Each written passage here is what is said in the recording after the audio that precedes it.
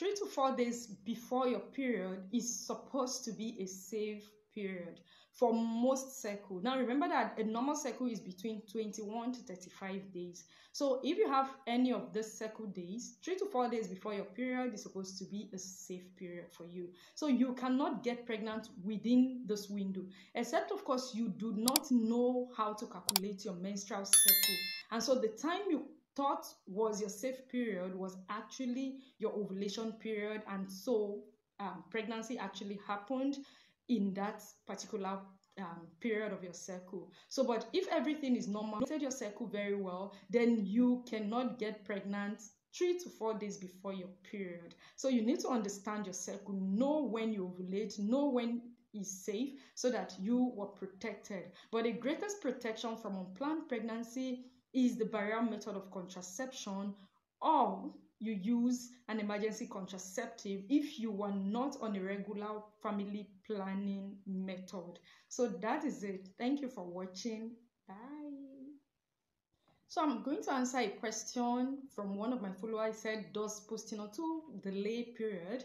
The answer is yes. Now what Postinor 2 does is to delay ovulation. Assuming you have an unprotected sex 2 days to your ovulation, what Postinor 2 is going to do is to make sure that ovulation does not happen in 2 days time, because the sperm is going to be available waiting to fertilize the egg once released. So ovulation is going to be delayed till a later date. So you discover that your menses for that month might be delayed. Some might not really get a long delay, but some could get a very long delay in that cycle. So yes, Postinor 2 is going to make you have a later than normal period, because it's going to delay ovulation, which in turn will delay your period. So just in case you took it and your period is delayed, you don't need to worry, you will eventually see it. We are going to be differentiating between other discharges and ovulation discharge. Now, ovulation discharge only happens during the ovulation period. That's the days leading up to ovulation and the days immediately after. That's the fertile window. That is when you get ovulation discharge. Now, these other discharges, you can get them across the other days of your cycle. Now, ovulation discharge is usually egg white like in nature.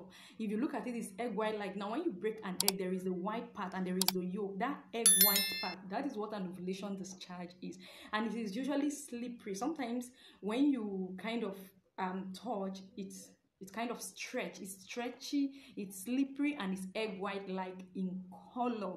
Now once you begin to get this discharge, it's clear, it's not accompanied by any form of odor at all. That is what an ovulation discharge is. But there are other discharges that you can get across the cycle. Some are just milky in color, and at some point you might get some more watery kind of discharges across the cycle.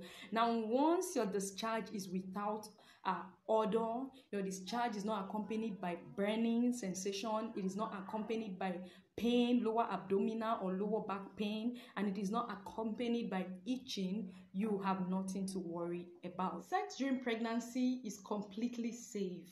Okay, the baby is in there in the womb and is protected by several layers of membranes, and even the cervix is there. So sex during pregnancy does not have any effect on the pregnancy, except of course it's a high risk pregnancy, maybe for someone who've been having multiple miscarriages and other pregnancy related complications, and so she needs absolute rest during the pregnancy and do not need to be disturbed. But if you have a healthy pregnancy, then sex at in every trimester of the pregnancy is safe. But note that during the last trimesters or close to your expected date of delivery, sex you might consider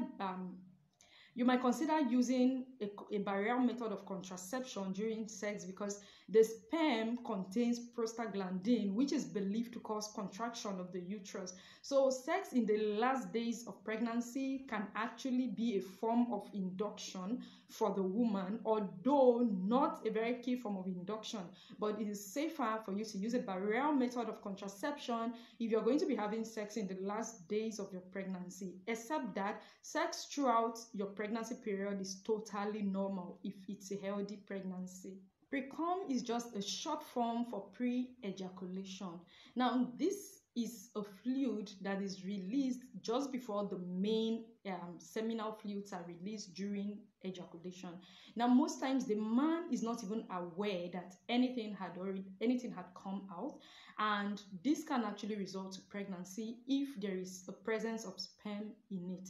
For some, there will not be presence of sperm in it, but for others, there could be a little sperm in it, and this is because while it was passing through the urethra, it picked up some sperm that were left along the male urethral tract. So in this case, the woman can get pregnant even with withdrawal method. So the best thing that you should do if you're using withdrawal method to kind of increase your protection is to make sure you use a spermicide with your withdrawal method, so that just in case some sperm gets into the cervix, the spermicide can actually destroy them and prevent them from going up.